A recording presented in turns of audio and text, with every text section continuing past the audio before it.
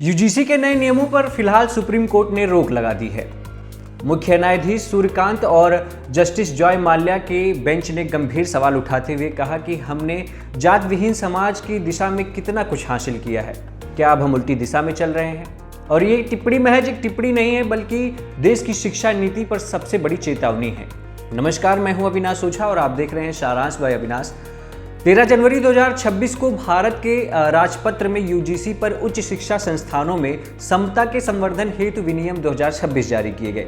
इसके तहत हर कॉलेज में इक्वल अपॉर्चुनिटी सेंटर यानी कि ईओसी, इक्विटी कमेटी और इक्विटी स्क्वाड बनाए गए, जो कि 24 घंटे में शिकायत पर मीटिंग करेंगे, 15 दिन में रिपोर्ट देंगे और नियम न मानने पर कॉलेज की ग्रांट रोकने, कोर्स बंद करने, यहाँ तक कि मान्यता रद्द तक करने का प्रावधान बनाया गया।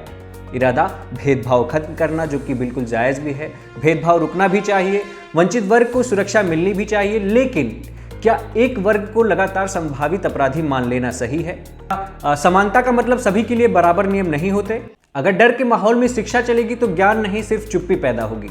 और यही वजह है कि सुप्रीम कोर्ट ने केंद्र सरकार से साफ कहा है कि आप SC/ST छात्रों के लिए अलग हॉस्टल की मांग कर रहे हैं, ऐसा मत करिए। कोर्ट ने यह भी कहा कि आज आरक्षित वर्गों में भी कई लोग समृद्ध हो चुके हैं। कुछ समुदाय दूसरों से बेहतर सुविधाओं का लाभ उठा रहे हैं और बराबरी का मतलब अलगाव नहीं होता।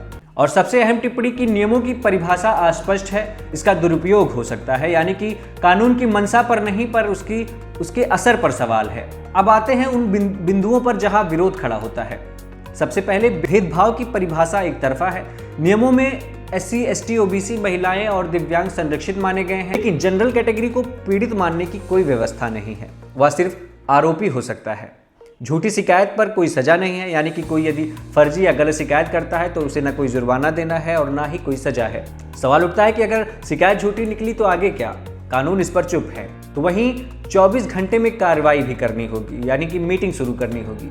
24 घंटे में मीटिंग का नियम भावनात्मक और दबाव में लिए गए फैसलों की आशंका बढ़ाता है। क्या हर मसला इतनी जल्दी और निष्पक्षता से जांचा जा सकता है? और फिर इक्विटी कमेटी में जनरल कैटेगरी क्यों नहीं? ईओसी और इक्विटी कमेटी में जनरल कैटेगरी के प्रतिनिधित्व का कोई प्रावधान नहीं है। इससे डर और फैसले एक तरफा भी हो सकते हैं। न्याय की जगह धारणा हावी हो सकती है। नियम तोड़ने पर ग्रांट रुक सकती है, मान्यता रद्द हो सकती है। और इस डर में कॉलेज क्या मेरिट बेसिस पर फैसला ले पाएंगे या शिक्षक खुलकर बोल पाएंगे? यूजीसी एक्ट 1956 अकादमिक मानकों तक सीमित था। उसमें जातीय उत्पीड़न, सामाजिक अपराध और सीधे नियम बनाने का कोई अधिकार नहीं बताया गया था। तो सवाल ये है कि क्या यूजीसी पर अपने अधिकार क्षेत्र से बाहर जाकर कानून बनाया गया? या बहस आरक्षण बनाम अनारक्षण नहीं? सुप्रीम कोर्ट भी यही कह रहा है। सुप्रीम कोर्ट का कहना है कि हम यूनिवर्सिटी में एक स्वतंत्र और समान वातावरण बनाना चाहते हैं। भेदभाव जिस समाज से भी हो, जिस जाति से भी हो, उस पर कठोर कार्रवाई होनी ही चाहिए, लेकिन निर्दोष डर में नहीं जीना चाहिए। शिक्षा को राजनीति का अखाड़ा मत बनाया जाए और कानून संतुलन से चले, दबाव से नहीं। अगर कोई कानून समता लाने की जगह भय पैदा करे तो उस पर सवाल पूछना देश और संविधान दोनों के प्रति जिम्मेदारी है। जहां सवाल नहीं पूछे जाते वहां सिर्फ अनुयायी पैदा होते हैं, विचारक नहीं। शिक्षा हमारा भविष्य है। शिक्षालय श्रद्धा का स्थान है। इसे डर से नहीं, न्याय से चलाइए। जय हिंद।